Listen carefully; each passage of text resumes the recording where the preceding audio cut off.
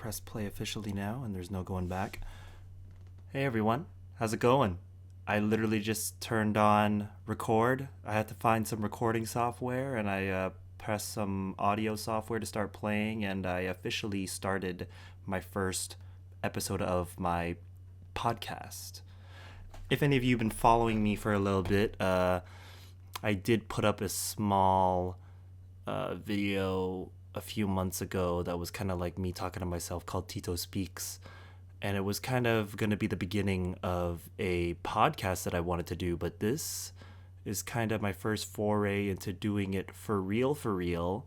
I'm going to start a separate channel by now. If you're watching this or listening to this, however I decided to upload it, I was debating on doing it on either Spotify or YouTube, but I'm actually recording the audio, if you can see me right now, unless I didn't end up using the video picture.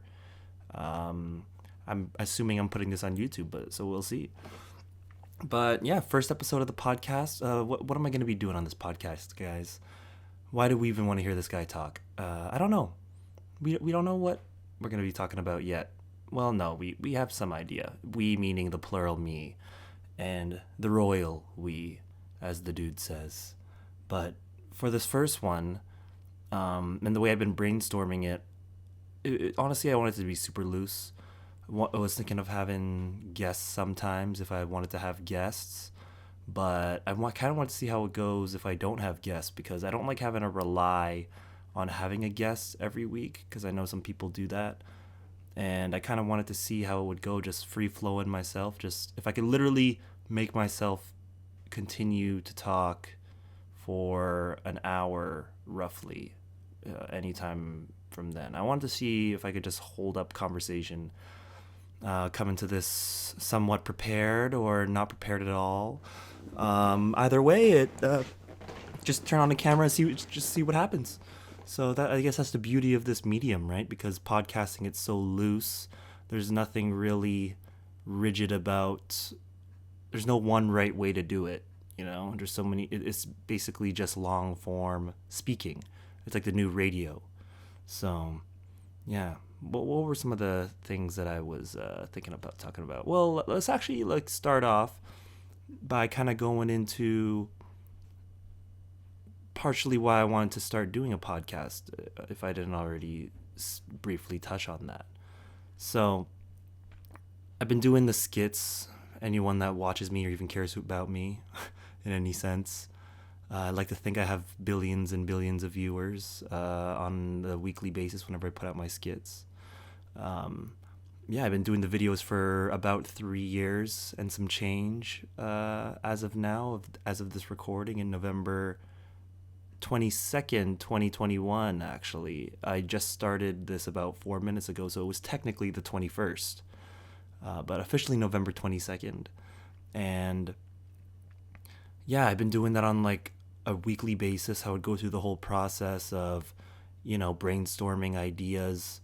It kind of was my way of journaling almost, in some sense, because the way that I would write videos is the thought would either come to my mind that week, or in general, I did keep, and until this day, I actually have a Google Doc. So I have the same online document that I had since originally conceptualizing the whole Tito Please thing. And I would write down every fragment or abstraction of an idea for a skit or a video that I had. And I would write them down, whether it was that I had the whole idea or not, and then kind of trying to work out some kind of really short, quick story out of that and make a quick video. So, I've been doing that for the last few years, and I knew I wanted to do more of like the long form, something long form, and I kind of previewed that a bit with my Twitch, for those of you that have been following me. And apologies for people that have been enjoying me on Twitch, because I feel bad that I haven't been on there lately. I actually, the funny thing is too, that I love doing it, and I feel like I sometimes have so much on my plate, life wise. First of all, committing to making a video every week. It's no short feat for those of you that may think it is, but to do a video on an almost nearly weekly basis for, however many years, it's a lot of commitment, because at a certain point, when you start off, it's for fun, and then depending on how serious you want to get with it, you kind of have to start treating it to some extent like, you do have to treat it to some extent like work, in the sense of you want to have this consistency, and it's like it's fun, but you have to keep pushing through even though it gets a little difficult at times. Like, let's say, for example, with me, I had a bit of early success in the first few months, where I had videos that kind of really popped off on Reddit, and then it kind of came back to the YouTube channel, and I got the attention of like a good amount of people and got a few thousand viewers off that first. For those of you that have been following me long enough, that video that I made a few years ago of customers with coupons, because my early videos were a lot about customer service, and I still do them here and there. But because at the time I had worked at a grocery store for about 4 or 5 years, and I left in 2019 from that grocery store, but I worked as a cashier for like 5 years, so I had like an abundance of real life experience there, and all of those skits were like in some level based on real stuff that happened to me. And I always liked that angle too, of being the employee, as opposed to, I think a lot of comedic stuff that's like retail related, I noticed that a good amount is the customer that's like the one you're sympathizing with, but it's nice to kind of see it from the angle of being the actual employee, right? Because usually, no, I want to say usually, it goes both ways, like it all depends on your own personal experience, and everyone, there's two sides of every story. So, but me implying that the employee is always right and the customers are the crazy ones. Unless, of course, I am the customer, in which case I will antagonize and demonize the employee. It's a never-ending cycle that just keeps going, guys. We got to just accept that at this point. But yeah, first podcast, guys. This is exciting. Like, I want to just talk about anything with you guys. The big appeal of podcasts is that, it has that whole, the feeling of being part of a conversation, just kind of being able to just talk about anything, no holds barred, and just, let it all out. But something that I wanted to talk about, if I was going to think of like recurring things, it's just whatever's on my mind at any given time. No, some like loose things that I kind of wanted to maybe weave in there are, because I'm a big fan of like, watching movies and TV, and it's not always stuff that's ongoing, but I maybe want to like, if there was something good I watched, maybe address that. I do watch a lot of The Simpsons, classic Simpsons, by the way, seasons 3 to 8, which are peak television at its finest. And I honestly think that show, and along with a lot of others, helped to form my whole sense of humor. And even looking at it from like a storytelling perspective, like, The Simpsons is just like, it's a major achievement in not even just cartoons, but like television, and like, just like storytelling. And it kind of, it set the bar for, in the 90s, of shows that, kind of like, by today's standards, it seems somewhat tame in terms of like, it's not overly explicit, but I think for that time, I think before South Park came along, The Simpsons was kind of really pushing the boundaries in terms of like what you could and couldn't do on TV. Like, I know they were getting a lot of flack for the violence, and I think that was mainly from the Itchy and Scratchy stuff. And yeah, I don't know, there's just so many classic episodes, man. I love that show so much. And the thing with that show is that, like, I think a lot of cartoons now that even have loose storylines, like The Simpsons, just has no storyline whatsoever. Like there's no overarching plots, and it just kind of like is episode to episode, and you can just write anything. Like that's why I feel like that show's endured for so long, is that there's no set framework about kind of the structure of an episode, you know? I'd say there is like the closest thing to like a formulaic thing in the way that I see episodes at least used to be structured. I don't know if it's how it is now, but they would usually have this kind of setup, like a plot line in like the first 5 minutes, usually the first 5 minutes of the episode, and that will and it's seemingly like its own storyline, but that somehow kicks off the events that leads into the main plot of the episode, but seemingly unrelated at first, but sometimes very cleverly, it kind of through this first storyline it'll go into the next one. But yeah, that's yeah, it's great. It's great. All the writers on there. I would have wanted to be a fly on the wall in those early seasons, back when like, you know, all the classic writers were there, like Conan and I remember watching the because I watch a lot of Conan, and I saw that there's that one his serious jibber jabber episode of him with the writers, all the OG writers in a round table discussion for like an hour, just kind of talking about what it was like in that time working there. And yeah, like to just see when you watch like those classics, like it's just so clever, man. Like the writing, it still holds up today.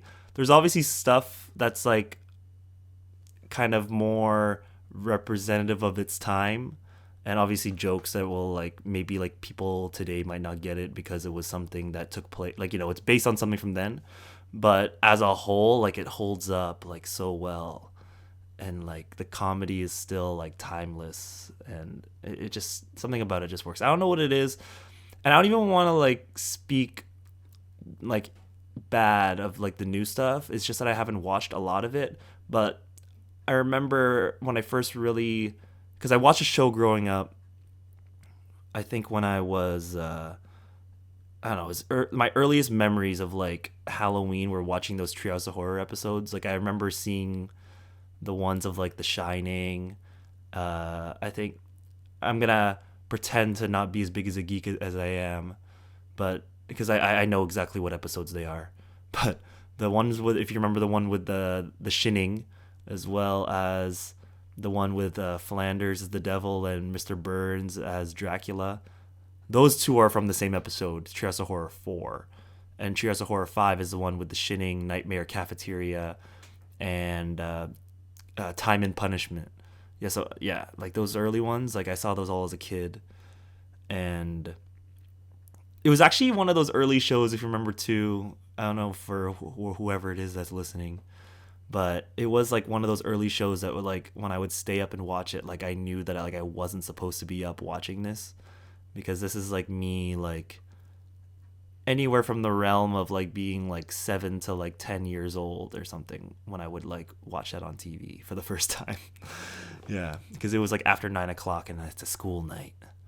But and obviously it's one of those things too that, and this kid, you could say this about like kids movies too, like you even say like the early Pixar, actually like a lot of the Pixar stuff like Toy Story and Incredibles, that you know it's good when it's not made for kids, because you can like it when you're a kid, but when you grow up and you watch it again, it actually is more so, you can appreciate it more for like certain things that they'd say, like jokes and stuff that you didn't pick up on when you were younger. But yeah, I don't even know where I was going with that. I just kind of went off about The Simpsons for a little minute, didn't I? But yeah, like I think bottom line was I wanted to kind of, you know, just talk about whatever current events in my life were going on. There's obviously so much going on in the world right now, and you know what? And I think another reason that I see a lot of people both started podcasts, and like, and I'd say I'd include that include myself in that, is that I don't know, ever since COVID, like, and I said this in that little short Tito Speaks video kind of the precursor. We'll call that kind of the beta test video, that original one, if all you have seen it or not. But the idea of, I don't know, kind of craving kind of real life. This isn't even real life interaction because it's a podcast, obviously. But I think there's something about the kind of verbal kind of act of speaking and just like the art of conversation, that's kind of something that I miss. So because in COVID, you're kind of like, for the last year, and obviously stuff is getting better now as of this point that I'm speaking, and it seems like the general consensus overall around the world, I don't even know because I don't follow it that hard, but it seems to be getting somewhat better. Everyone's getting their vax now and stuff. But again, like, besides the point, the last year and a half, we've all been inside and stuff. Some people, got to see their small groups of friends throughout. I was lucky enough to, be able to see like a few people here and there, like just the kind of the same people for the last year and a half, like a lot of people did. But I don't know, like it just made me miss the whole thing of just being able to just have a conversation with someone, and and also just speak my mind and stuff. Because I think that the skits are one way of me kind of giving off that creative outlet. But I think in this format, the long form, it's just like, I don't know, because I do just love talking.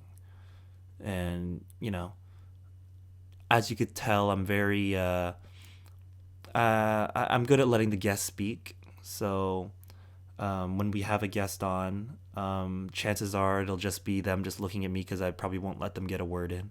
No. I'm excited to have guests, to be honest. Like I think it'll be fun.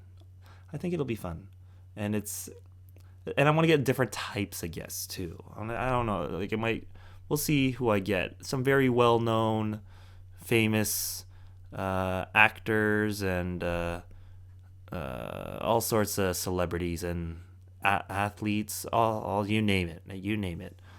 I'll have them on. They're going to be on the podcast, guys. You get excited for this. Yeah, but what the heck are we talking about here? What else? That's just, I could just fill up the dead air just saying what else. But I don't know what else have I actually been going through lately. Been trying to stay healthy, here and there throughout COVID. I got lucky. I have my little gym set up. If you could see over there, I have these little like dip bars, and this is actually my bench press here. You can kind of see the one handle there. But in COVID, I used to kind of go to the gym a bit. I worked at the gym actually in the time actually up until COVID and those first few months.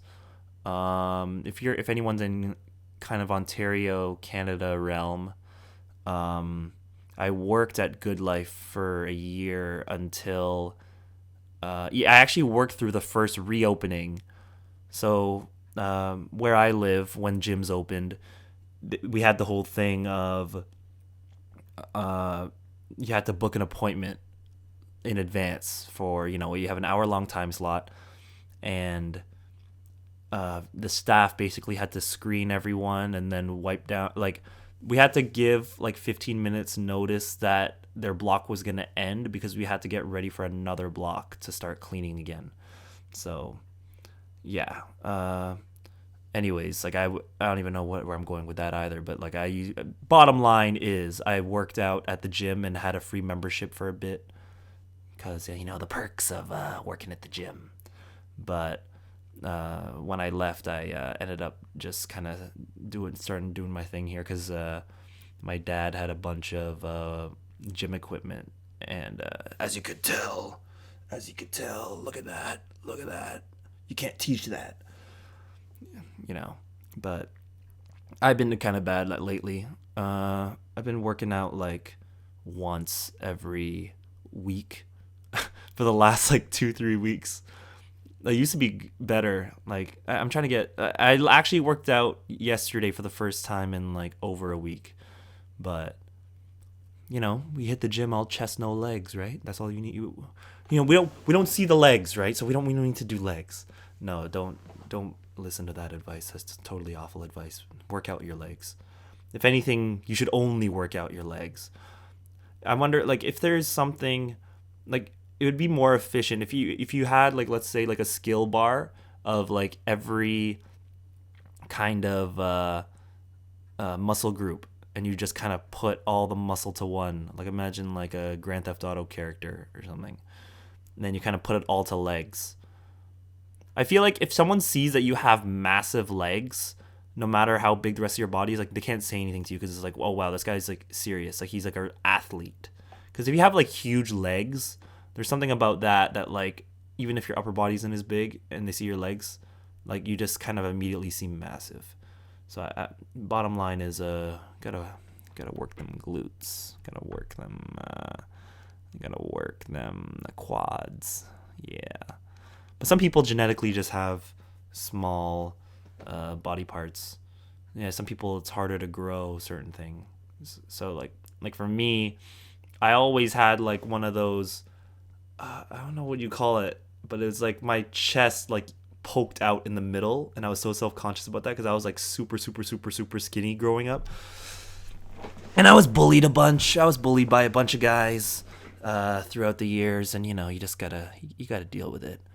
But yeah, for any of my bullies watching this, yeah, I'm gonna get my revenge on you. Still, I'm still.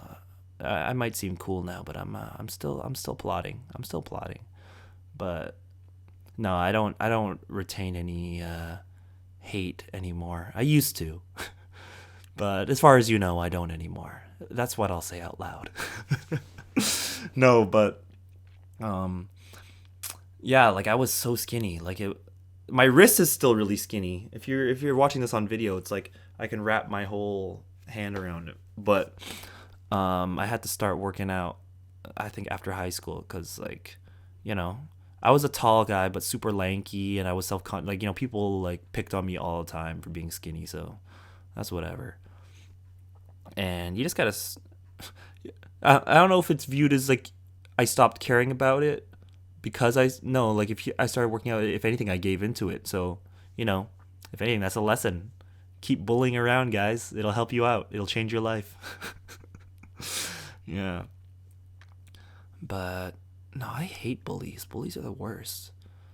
Like, like, I don't know, like as a kid, just to like go out of your way to pick on someone and just, I don't know. But I think it's a thing too that I feel like it's important for kids to kind of go through that to some extent. Not to say I wish kids to get bullied, but like the idea that it kind of teaches you how to resolve conflict. Because, it can't just be everyone agreeing about everything all the time, because there's gonna, you have to be able to get through that in a civil manner to understand how to deal with those situations. Because, I don't know, there's a lot of whack people out there. You just gotta, but you want to be cool. You don't want to let it get to you.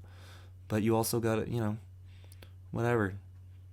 We're all just, we're only ever ourselves. So if someone's got something to make fun of you about, you just gotta, oh well, then you just feed it right back to them, throw it back right at them. And then the one thing that I think it kind of shows people, let's say, if you're someone that thinks you have a good intent by saying a joke, like people that, let's say, like, roasting or whatever. I think if you're, actually, I don't know. Do you think it should be a rule that, I don't think there should be any rules, but I think that if you're someone that's like so quick to be able to roast people or like, insult people, you should be able to handle the feedback too. Because like it's one thing to be able to dish it out, but you got to be able to take it too. So yeah, but I think that's just a thing of being any kind of public figure. You're putting yourself out there for criticism no matter what. And yeah, that's fun. It's fun knowing that every single one of your online moves is being watched and monitored, and anything that gets seen out there can be used against you or in your favor. It's fun. It's a fun it's a fun little circus we're in. Yeah. Uh, what else oh, you know what, I was one thing that I actually realized that I not even realized, but I used to always go to the movies like every week, like since high school. I'd say since high school, which is a trillion years ago. I'd like you guys watching to take a guess how old I am. I don't know if it might have been revealed on one of my streams, but I don't know how out there it is. People could have guessed it. But anyways, whenever it was that I was back in high school, um, that what was it? I used to see movies like every week, and then COVID hits, and then I think the last thing I saw was Tenet last year for like the longest time in a theater. And there was a few things I saw, like I saw Shang-Chi. Uh, what was that, earlier this year? But the most movies I saw like back to back, and it reminded me like those old days, was the week of Halloween. I saw like 3 movies in theaters back to back, all like hugely anticipated ones for me. So the first one was French Dispatch, the Wes Anderson movie. And then I saw Last Night in Soho, the Edgar Wright movie. And then I saw Dune, the Denis Villeneuve movie. And those are probably all probably my 3 top anticipated movies of the year up until that point. Because, 3 of my favorite directors. I'm sure most of you know at least, if not all 3 of those movies, at least one of those or 2 of those movies. But they were all, it was so, but the thing I was trying to get at was that the theater experience was so missed for me, because being at home, I don't know if you guys get this, but when I'm at home, I sometimes have this thing where I can't focus on what I'm watching because I have access to my phone, and the knowledge that I'm at home allows me to be lazier and not be as invested in what I'm watching because I'm at home. So sometimes, you'll even watch stuff on your phone, or you'll watch us. And the thing with like being on Netflix or whatever like streaming platform you're watching, it's so easy to just stop it. Like, it obviously is convenient, but the idea of like stopping like a movie whenever, it like kind of takes away the immersion of like being in that moment and like having to force yourself to focus on it. And being in the theater just kind of reminded me of that feeling of like, like you got the surround sound, and then you got like this big screen, and you're just like sitting there with a crowd all watching. And I noticed a few times that there's people like on their phones, and I think that's some kind of COVID. I don't know if it always existed. Like, people always went on their phone in the theater, but I could imagine that like it's more prominent now because it's almost like people that are going. I like to think that most people that go to the theater have like the proper etiquette, and don't think to use their phone when they go. But there's here and there those, and even if you're gonna like, at least like turn it down to like, try and not shine the light to like those people behind you or beside you. Because I don't know, when I'm in the theater, I'm just like, I remember when I was watching French Dispatch, I was just like, oh, this is like this is an experience, And it was just, yeah, I don't know. I love the convenience of having stuff at home, but I don't know. I think for all my like favorite movies, if there's a theater release, if it's something that I'm anticipating, like chances are that I would more likely prefer to see it in theaters. Like, I live in the GTA, which is the Greater Toronto Area, Mississauga in particular. Oh, I give that away. But I would go to, for any of you in Toronto, I would go to Scotiabank Theatre in Toronto, because the IMAX screen there is like the biggest IMAX screen. Probably, correct me if I'm wrong, but I'm pretty sure, at least that I've been to in the GTA. And it's like, like that screen like curves. And it's like it's a square. So it's like equally as tall as it is wide. And like the stairs are like super steep because like, like the screen is just so, encompassing. And I would see like every major like blockbuster there throughout the years. I'd say like since like 2012ish. Like since then, most of the major like releases, like whether it's like the Marvel stuff or some of the Fast and Furious movies and other major blockbusters, I would see there. And if not there, then I would go to other theaters. But I would always opt to, if IMAX was an option, that was typically something I'd want to do because I always want to go for like I prefer that to doing like the VIP stuff. I don't know in the States if there's the same sort of thing. Like it probably is, but in general, like the VIP thing is more about like, you know, you got the reclining chairs. It's still the good quality, but like the screen isn't as big. But I think sometimes they have like the audio like right by you, so it's like you have the theater audio plus you got like kind of like this stuff, right, which is kind of cool. But for me, it's like I just want to see it in the best way possible. So when I saw Dune was crazy. Like that was like whoa. Like when I saw that just like on the big screen, and it's like movies like that. Like there's certain movies, like I know Christopher Nolan does it too, where he'll film something for IMAX.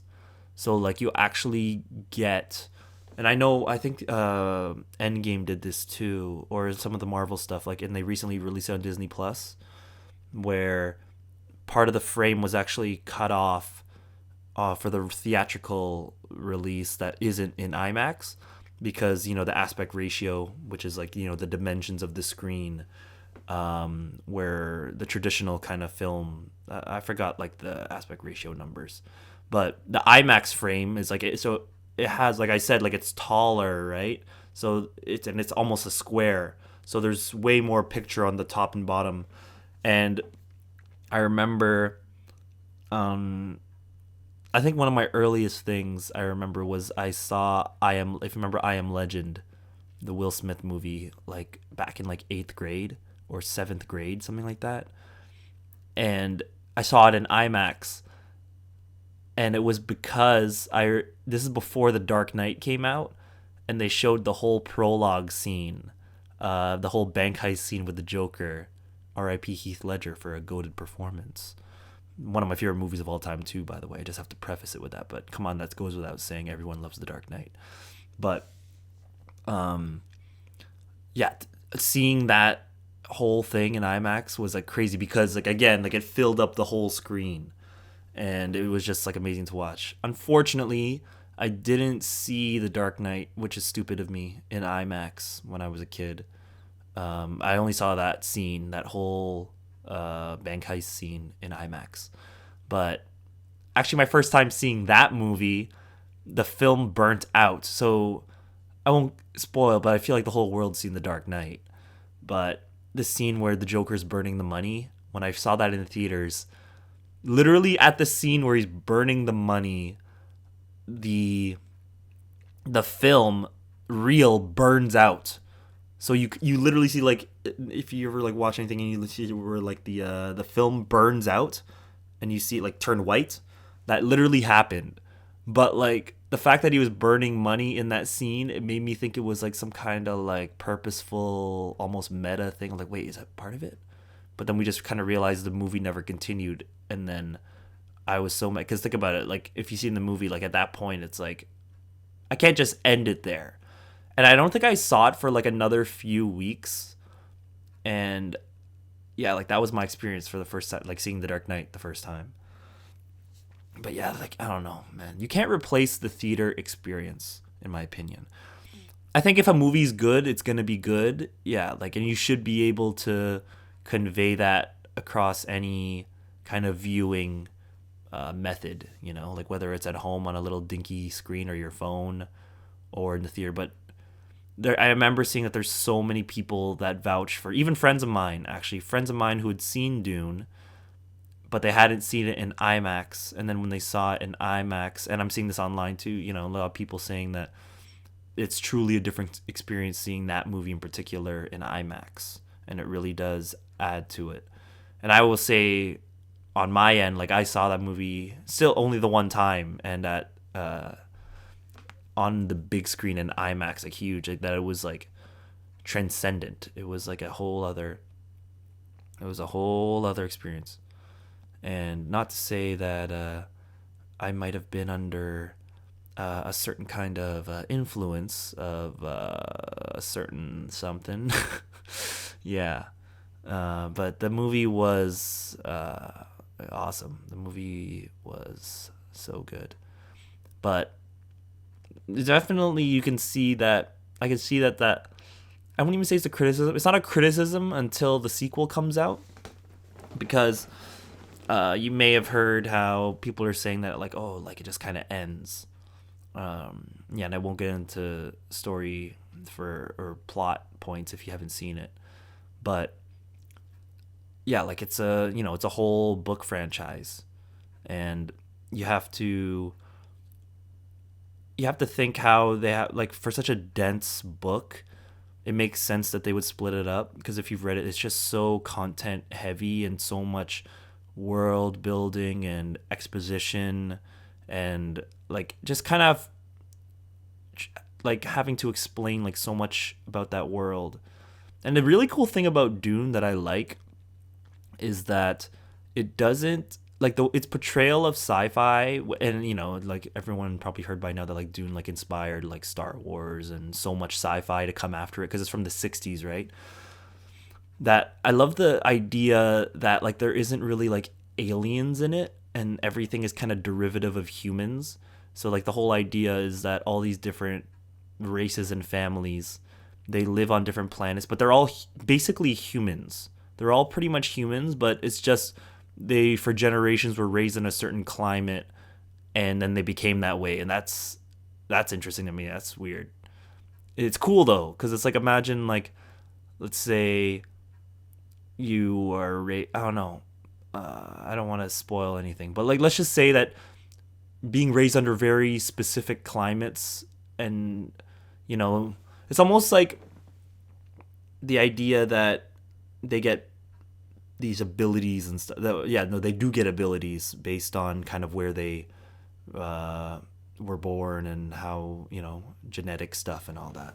It's just a cool concept. But it also reminded me, if you've seen, I don't know, for any of my horror fans out there, there's a movie called The Descent. It made me think of this. And I forget how much of it is said in the movie, but it's pretty much implied. I think they say it outright. But it's basically the story about these women who go like exploring a cave, because they're like, I think they do that. I forgot the name for it, but they like those kind of, they have all the pickaxes and stuff, and they do like exploration and cave diving. Is that a thing? But anyways, like they go to this cave, and they kind of run into these like Smeagol looking creatures, and what it is they basically are like subterranean humans, meaning that they are like, imagine if we kind of put humans like generations and generations ago in caves, and then like seeing how they evolved from that point, like, and how they would adapt. It almost is like, if you think about Smeagol in Lord of the Rings, it's like a similar thing where he went to the cave, and then he kind of, his eyes grew, and he kind of got, but it's almost the opposite in this version. It's like their eyes actually, as like the generations went on, their eyes kind of became smaller because they didn't have use for them anymore, and then their other senses were amplified. So it's interesting. So like you can almost view that as a weird kind of like superpower, that because you were raised under these certain conditions, that you kind of have your other senses like amplified, even if you get one like lesson. So like sight is taken away, but like everything else is like stronger. But yeah, somehow this all went off about seeing movies in theaters. So yeah, not much of a tangent there. I see that we've been doing this for like almost 40 minutes now. Not bad. But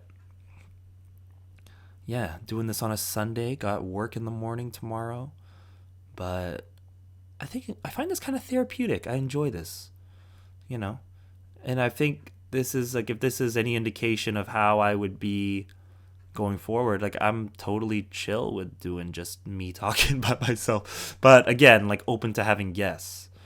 But I like I like the knowledge of knowing that I can kind of carry this just myself. Because you know me. Maybe, you know what? Maybe I will have some of the Tito actors on, like, Lester and my uncle, and yeah. That made me think just then that yeah, like for those of you that are fans of my grandma, who's in my videos a lot, she's you probably noticed that she isn't in it as much these days, and not to get all like on a downer side as much. She's still with us, but she is kind of like on very progressive end of dementia. So actually, at the time, all the time that she's been doing the videos, I was actually telling her what to say, because she already had dementia for the last 10 years. But it definitely kind of, it's one of those things that it kind of just keeps going. It's like a slow burn, but it definitely got a little worse in the last while. But I don't know. Yeah, it's tough, Like I love having her in the videos, and I think it's great that we have kind of that documentation that I did that. Because I know she's she's a fan favorite. And, I'm going to see if I can make it work to have her in again. But she's definitely, it's harder now. Yeah. I don't know why. Yeah, it just kind of came to mind. But, yeah, you do what you can. You're only dealt the hand that you're dealt with. I'm lucky because we have her at the house. So I live with my family still. And she's still lives with us, which is nice. We're lucky to. She honestly lived with me my whole life, so yeah. What else? What else was I gonna? What else was gonna say off that? I don't know if you see this little green screen behind me. I bought this off Amazon, and it's like, I noticed that there wasn't much of a I didn't get as much of a good reception off doing green screen in my videos the first time. Not off, like, for streams in this, like, I don't mind it, but I saw, because I want to just see, because I bought it off Amazon, and I want to see, like, like, let's see how it is if I just film literally just on a green screen and just like input. I thought it would be funny to like kind of put a picture of my street on the wall, like in the background, to key in, and then it's like you could literally just film that. You could have literally just filmed that outside, but no, I just prefer the tech. I prefer this new technology wave, but it actually didn't get that good of not that people, I don't know. It seemed to be that people didn't as much care for it, and I think I kind of see why, because I don't know. I think there's like an appeal of the way, I don't know, the extra lo-fi way that I was filming videos is more appealing. And actually, I do like it. Hey, it's technically easier for me. Yeah. The only thing I'd say is that sometimes there's like noise from other people in the house. I can't imagine what it's like for people that live in like apartments that film skits like that. Because I follow a lot of people, that definitely, some people in their apartment that film. And I wonder if they ever get like complaints and stuff. Because with me, like, all I have to do is like tell people that I'm going to be filming. And then, like, hey, can you give me like 5 minutes? And all they'll hear is me like uttering the same words over and over and over again. I'll just say the same line over and over and over again. Yeah. It's fun. I love doing the skits. But this is an exciting new venture for us, guys. We're going in on in the podcast space. so you could bring me in your car with you, bring me on the road. I do have to figure out though about putting this on both Spotify. So like I'm filming a video simultaneously on the computer, and let me actually make sure that I'm okay. Good. I'm recording on Premiere too. I'm recording my audio on Premiere. But I don't know. I did the briefest amount of research on it, like barely anything. But because I feel like it's simple, it's just recording. That's it. Because I'm not gonna edit it. I'm making it super. We're putting this up raw. Excuse me. I'm putting this up raw, uncut. Yeah. But I think that honestly, it was in the last few years, like when I first started the channel, like I didn't view it as like a serious person. It was just kind of for fun, right? Even now it's like it's still fun. Like I still love doing it, but like I think it was more in the last like 2 years, last year to two, like it made me realize that like it is genuinely what I want to do. Like I'm super passionate about like content creating, like, you know, making like my weirdo content on YouTube, Instagram, TikTok, and stuff like that. Oh, for those of you that there's actually a good amount of people that don't know that I do post my videos on TikTok. I'm kind of bad with like cross posting for some reason. I don't know why. I think it's just that I'm lazy and I just post something on YouTube, and I think that I feel accomplished just off that. But I'm like, oh no, you still got those other platforms to put on because, you know, you got bigger audience. But it's actually been, I don't know if it's been, it seems like it's been hurting me more that I don't post it there, because then it's like, people unfollowed me on this one. But I don't know. I think there's differing opinions on if you should cross post. I feel like it's better because you get more reach. But I think some people are like, if you want it to be centralized into one kind of platform, then you kind of want to get everyone to go to the one. Because if you're not posting anything different on the other ones, then there's less inclination to follow multiple, right? So I could see the thing of like people wanting to post, but at that point it's like I'm not being like paid to do this yet, you know? Like I make money, I make good, like and shout out all my Patreon subs and people that, you know, watch them ads on YouTube. I still got the ads. So I make enough for, you know, I could eat out a few times a month with the the money I make, maybe a little less, but honestly, like to be making any sort, like even the fact that I got viewers, I just want to say I appreciate you guys. Like for me, like the only reason that I've been doing this for so long is because I see that there's enough people that like what I do, and I enjoy doing it, and I just am so glad that there's people that genuinely enjoy what I have to offer. And you know, and if you don't like it, then I'm gonna keep doing it anyways. But but yeah, thanks guys. I just wanted to throw a plug for you guys in there. I really appreciate you guys, and that you're super cool. You're super chill. And I know there's some of you from all over. I've talked to a few of you on the stream. I'm gonna see again about the whole deal with, because I don't want, the thing is I hate when it seems like, because I don't like when I see that people start doing something and they don't follow through on it. That with this, like I think I was holding off so much because I didn't want to make it, I just wanted to like make sure it was like exactly what it was going to be. And I think that's like a big thing people have in their mind sometimes, is that they're scared to do something until they think they know all the logistics. You know, they want to like do as much as they possibly can to make it the best they can. But at a certain point, you just got to do it, right?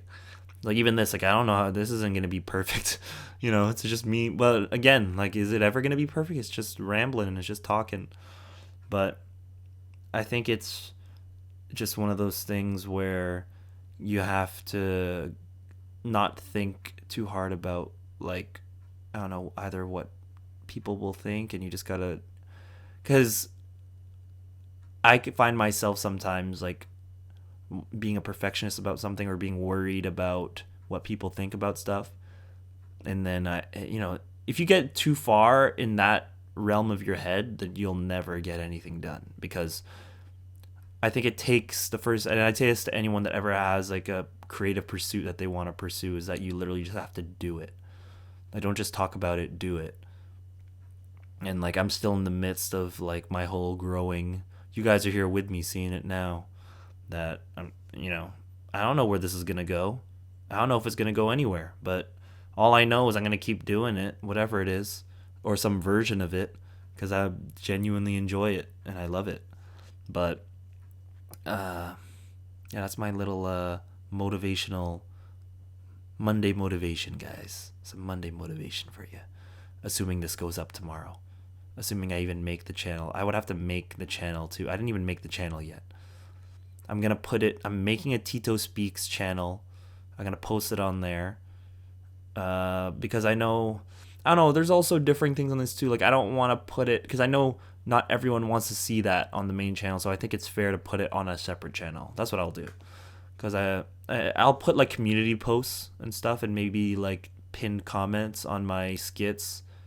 Obviously plugging the podcast. But no, I'm excited about it. I think the thing I was trying to get into was that I think, in a way, you would think that the skits would actually be easier, but I honestly think that this is an easier endeavor, in the sense that it's so off the cuff, and it's not the closest thing to it being premeditated in any way is like if I'm writing topics to talk about, but I typically feel like I would go off that anyways. Like, I'll have it as a reference if I need it, but for the most part, I'll just do my own thing. And like, and if I do it for like an hour, that's like soft, right? Soft meaning like it's not that serious. And compared to like, because I'll give you the whole rundown. Like, with a skit, it takes me to get the idea first, writing down a skeletal, script structure, even though like, these videos are quick, but a lot goes into it. And then having to film it, and I do like a trillion takes all the time because I'm just weird like that. I guarantee you that like almost every line of every video, I have like recordings of me saying that like upwards of like 20 times or more. Call me Tito Fincher. Yeah, David Fincher is known for doing bazillions of takes. But I don't know. Like, I feel like I like having the option of, I want to spool through it. And the thing is, too, I treat that also as rehearsal.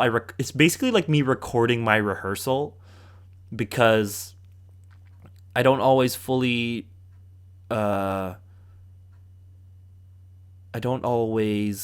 completely rehearse off camera beforehand.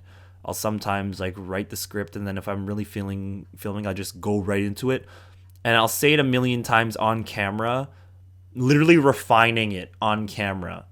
So it is like, in a way, like that wouldn't fly for like a movie or TV, but in this case, it's like it's a nice little documentation that like I have a crappy take, and then it gradually gets a little more refined, and I get the tone of how I want to say it and stuff like that.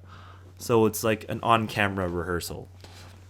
But anyways, like, I think I'm trying to just say that it takes longer to do a skit than this, because then plus that I have to edit too, right? So that's why it's good for it is a true thing about for any sort of like written, like whether it's a short film or whatever that you're making, that storyboarding and everything is actually so important.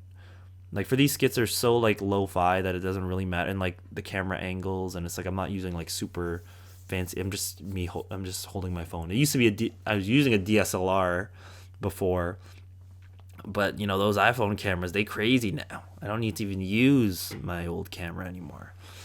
But it's not like doing stuff like this that allows me to do it on a weekly basis. But the podcast, I feel like I said, it would seem to be more effort, but it actually would is more likely to be quicker for me to do like on a weekly basis. And this definitely won't hinder my ability to do skits, because it's always going to be a skit I know sometimes I miss a week, but it's always in my mind. Just know that I'm working on it. It's never like I'm always like, I'm at the point that I feel wrong if I'm not doing it. So as long as it's in the works to some extent, I'm always working on my Tito stuff. On the Tito Please on the channel. We're building this empire, guys. We're building this empire, and you're coming with me. You're coming with me on this empire journey. Yeah. Yeah. Oh, sorry, there was something in my throat. Yeah. I'm super busy with work, though. I didn't even get into that. We can talk about that on another podcast. But yeah, I've gotten some new jobs since COVID. Some new jobs that have been my livelihood since the little pandemic and since I left my previous job at the gym. But no, I'm grateful. Honestly, like, this Tito thing, me just deciding to get in and do this has been like so good for me. It's helped me in so many ways, and like helped me realize kind of like my path in life even. Like I don't think I would have thought that this would be the thing that like I'm like, super passionate about in my like spare time, and it kind of became more that it's like, I know this is like what I love to do. I love to write. I love to be on camera, and I love to film. Like, that's the thing. The one good thing, like, this platform allows me to not have to decide which of those I like the best. Because if I was thinking of like going down the traditional like filmmaking route to like act, write, direct, unless you're like Ben Stiller or something who does everything, chances are like you kind of have to go down, one main avenue and pursue that. Like, but that's the thing too. Like, I don't even know. Like, and then I also, if I'm thinking about like the traditional kind of avenues to go in entertainment, like there's also comedy, stand-up comedy, and that's something I wanted to maybe try my hand at too, because I don't know. Like, I've never done it, but the closest thing was like I've been on stage to do plays and stuff, and then done live streams, and then done skits, but like I haven't done that. That's a whole other beast, and I appreciate it so much as like an art form, and I'll talk a bit about some of that stuff too, because I did watch the Dave Chappelle tour for his documentary came to Toronto, and I went to that this past Monday, so a week ago from now. And that was amazing, because it was my dream to see him. He's my favorite comedian of all time. And it was just amazing to see him. And like the documentary was great. And it was cool to see, because if you hadn't heard what it's about him hosting shows on his property in Ohio. He has like this 5-acre field or however big it is. And kind of, it was the whole story of him having to go through the protocols to host this long like series of shows that apparently he did like 51 shows or something like that. And he was the first. This is in the midst of like the pandemic, so it was like July or something like that. Yeah, or even it was around that time. Like basically when the pandemic was like last year at its like peak of like lockdown, and he held it outside, and he had to go through all the protocols and stuff. But yeah, I'll talk a bit more about that stuff on the next one. But wow, we're almost like right at an hour. Should I like call it there? Yeah, because I gotta work. I gotta wake up soon. But I love this format already. It's similar to the streams, except it's just me, myself, and I, and you, in spirit. But I'm gonna put this up. We'll see whenever it goes up. I don't know if it's gonna be accurate to when it's up. So, but yeah, I'm gonna call it there, guys. I'll see you soon, or hear from you soon. Whoever even ends up watching this. Yeah, not bad for a first one, I'd say. Unless, well, that's just my opinion, and but I'll see all the comments and figure out if you guys actually liked it or not. But we'll see. But we're gonna keep this going, guys. We're gonna keep this going. Expect a video sometime this week too. You know me, I don't have set dates or anything. It just shows up. But yeah, guys, love you all. Stay well. Have a good week. Enjoy your car ride or your poo break or whatever it is that you were listening to this on, and have a productive week. All right, guys, and a good week. Love you all. Take care. Bye bye. Tito out. Tito out. Yeah, I'm gonna start saying that. Bye.